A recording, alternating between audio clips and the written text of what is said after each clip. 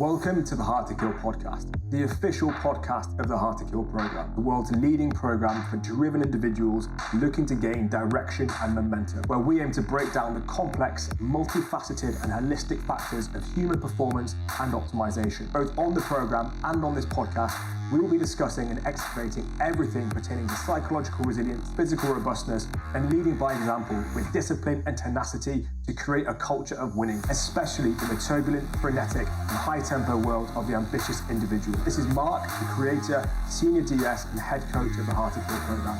Let's get stuck straight into it. So in today's episode, I wanted to talk about a phenomenon known as commission bias. Now, commission bias has been in the public eye, certainly in psychological spheres for some time. And I basically wanted to talk about what it actually means, how it turns up in the life of aspiring peak performers and ambitious individuals, and what it is we need to do in an effort to overcome it, okay? So as I begin to describe and explore the concept of commission bias, you may very well begin to understand, oh, fuck, like he's got me pegged, okay? This is not said to undermine, to disrespect or discredit anybody. It's a very, very common phenomenon that we're observing not only in sort of innocuous conversations we're having on Instagram, but also in applicants to the program and some clients inside the program too. So by talking about it, I hope to raise awareness of it and help people start to connect the dots about where the challenge may be and how we may be able to start overcoming this again as one of the many puzzles of high performance. So commission bias largely is defined in a very reductionist statement as the propensity to do rather than not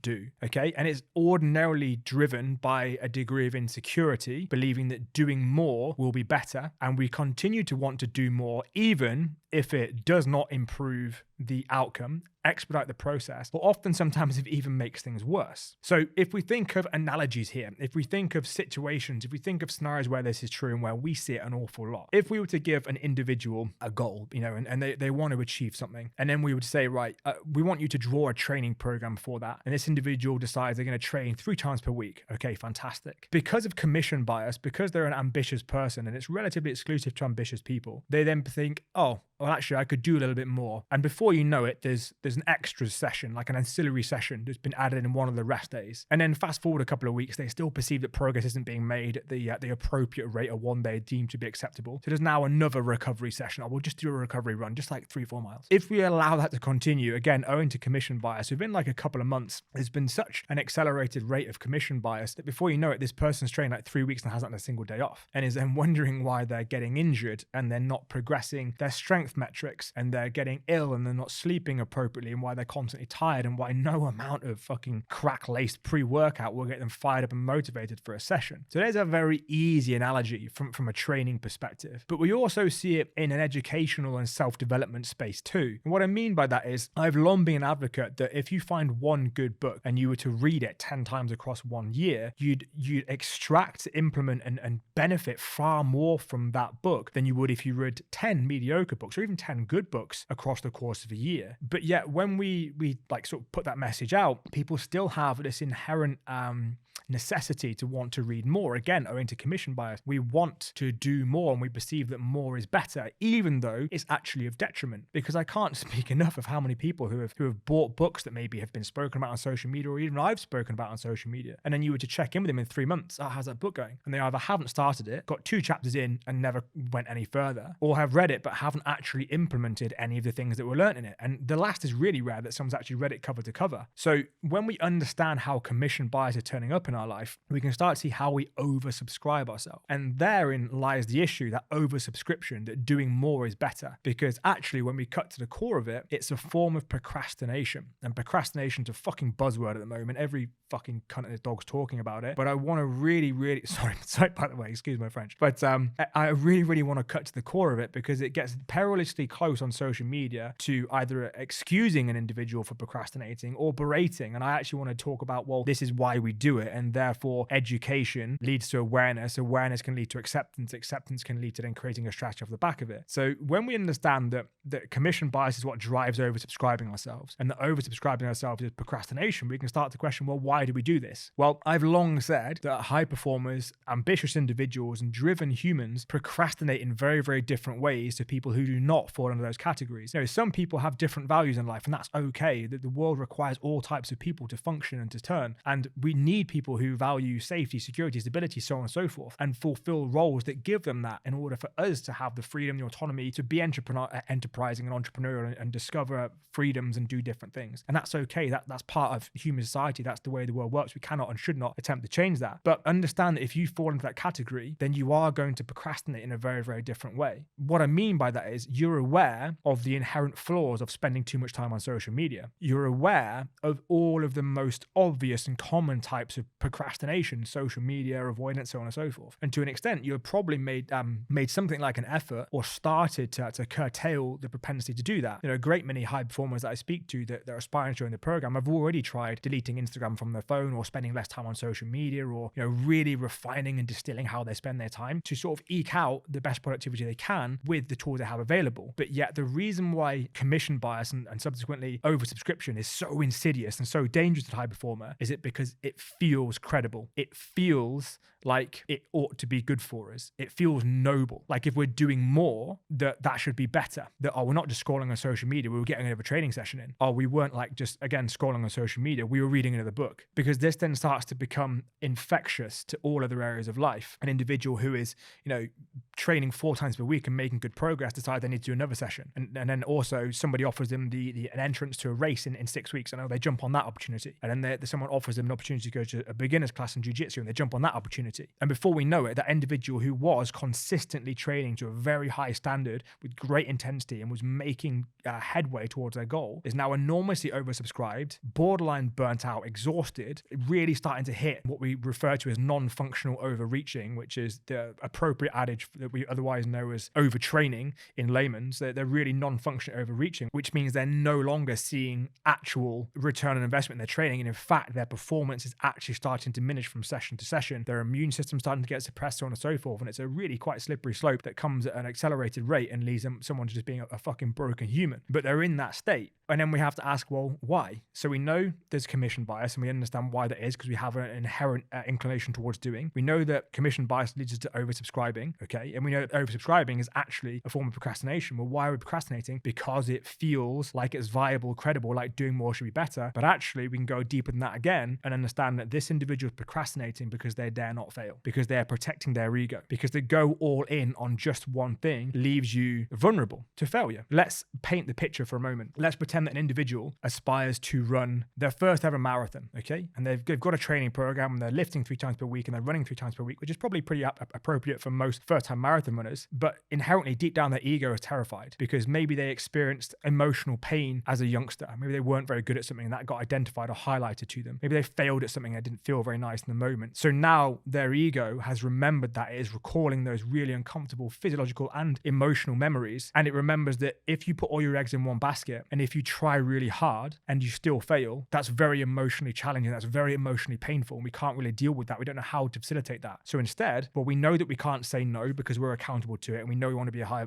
performer. We know that certain forms of procrastination are inherently bad and we're going to avoid that. But actually, if we do lots of different activities, we can chalk it up as, yeah, I just like to get a lot of stuff done. I don't sit very well, man. I don't sit still very well. Like I always like to be doing things. And even people in our immediate circle, people who are not of the same caliber, might even be impressed by how much we're doing, might even pass comment about, mate, I don't know how you get it all done, which again just massages that ego and makes it feel like it's all okay and we're doing the right thing. But actually, we're spreading ourselves a mile wide and an inch thin because then we have an excuse. Because then if we don't finish the first marathon, if we don't hit our time goal, we can always say, well, I could have finished it, but I was also doing jiu-jitsu and just learning that. And then I was also helping a mate out with this and I was doing those other things. I could have done it, but all we're doing is we're finding a way to shift the blame. We're finding a way to avoid the pain. And I don't blame anyone for this. I've done this in the past and I've observed myself doing it and I've caught myself and been aware of it, but it's because it feels viable, because we get our ego massaged by people around us, because it feels right and empowering to be doing so many different things, when actually all it does is it exhausts us and it ensures that we will never be successful. Yes, it might guarantee that you won't ever experience that true emotional pain of trying really hard and not succeeding on first attempt, but it also ensures you will never succeed long-term, full stop. Not in anything that's truly meaningful and worth fighting for, at least. Like, sure, there's loads of fucking things that you can do, like run a 5K, 10K, whatever the fuck, all these small targets to you, and you can succeed at those. But the second you start to get challenged and the second you really start to feel pressure because it's truly outside your comfort zone, you will just oversubscribe yourself. You will just go back to commission bias and you will stretch yourself so thin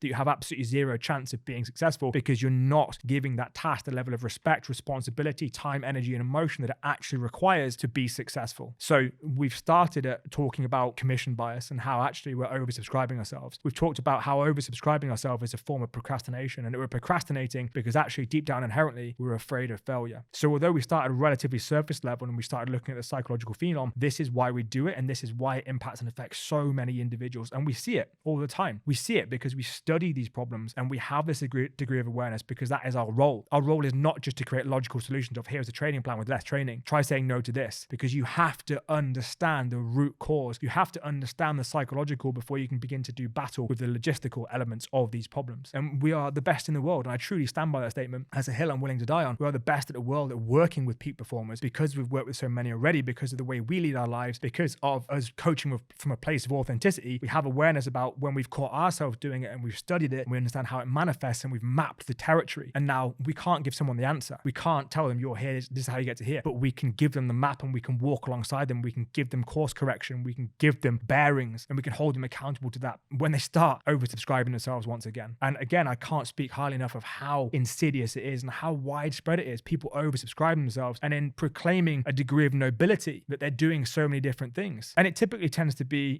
people in the early 20s to sort of 30s, and they come to us and oh, well, I'm doing this and I do this and I do this and then this. Well, hold on. What's the priority here? Like, if you weren't to tell me what your priority was, do you think I could glean your priority from just seeing your activities? And the answer is normally no. I look at it and say, that's a fucking mess. Your diet looks like a fucked up game of Tetris. Like, your energy is absolutely depleted for a fucking reason. And this obviously correlates and this kind of matches in with many other problems of the aspirational high performer. Through previous podcasts that you listen to, this kind of marries in very neatly with many of those, and rarely ever do they come in isolation. They kind of come attached to other things as well, and you have to work the sort of process as logically as you can. But yeah, we see this in an awful amount, and we know, like, we have maps of the territory and we understand why someone might do it, and also then as a result, how to communicate to someone who is doing it, how to solve the solution for someone who is doing it, how to offer insightful questions using Socratic ideologies to help someone understand, okay, he understands that, he's pinged me there, and this is what I need to do as a result of that, and this is how I can overcome that moving forwards. So that is our perspective on oversubscription.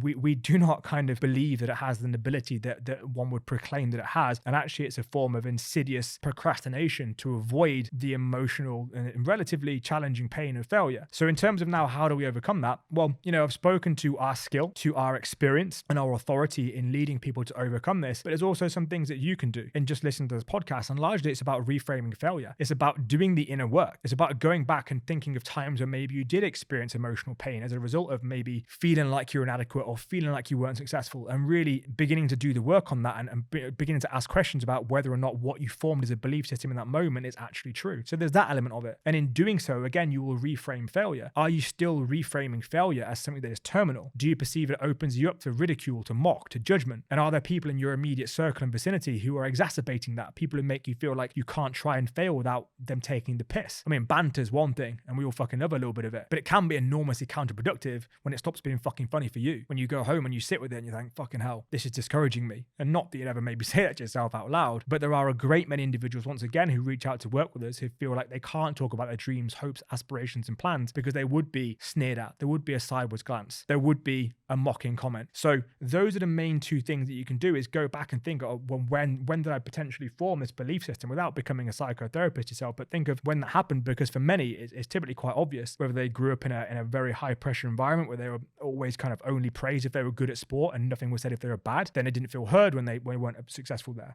Or thinking of times in careers when you tried really hard, so on and so forth. It typically comes to people, if I'm honest, who have always been relatively talented, who have always got by and never really had to experience failure, who have a little bit of a taste of it, and it becomes catastrophic because they haven't created the mental skills to deal with that, and they haven't learned how to overcome adversity of that form. So actually leaning into more adversity and learning how to cope with that, and learning how to reframe, and learning how to build the mental coping skills, and learning that failure is your teacher, not your undertaker, is the way to overcome this. Realizing that you learn fuck all from success. You only learn when you're iterating, and the only way to keep reiterating is to keep hitting roadblocks, limitations, failures, challenges, and fail forwards as quickly as possible, and make yourself part of an environment, make yourself part of a network, and hold yourself accountable to a group think that has that mentality, that we want to fail forwards, and we always want to review and reflect. How did it go? What was the opportunity? What points can we take forward? Let's reiterate and let's run the experiment again. And those are the things that you can be doing as we speak, even after listening to this podcast, in an effort to move forwards and avoid avoid oversubscription and procrastination as a subsequent result of that. So once again, we come to the end of another episode, and I genuinely would like to express gratitude for all of you who have downloaded, listened to, shared, commented on the podcast so far. The outreach has been anything beyond I could have ever anticipated. For us, this is simply just about communicating at the level of thought and emotion and I guess psychology that's really required for peak performance, and helping people to overcome the thought processes and the limitations and even the psychological and physiological elements that hold them back from becoming the greatest version of themselves. So I really want to take a moment to say thank you very much to every single one of you. So thank you very much for watching. I look forward to speaking to you again soon.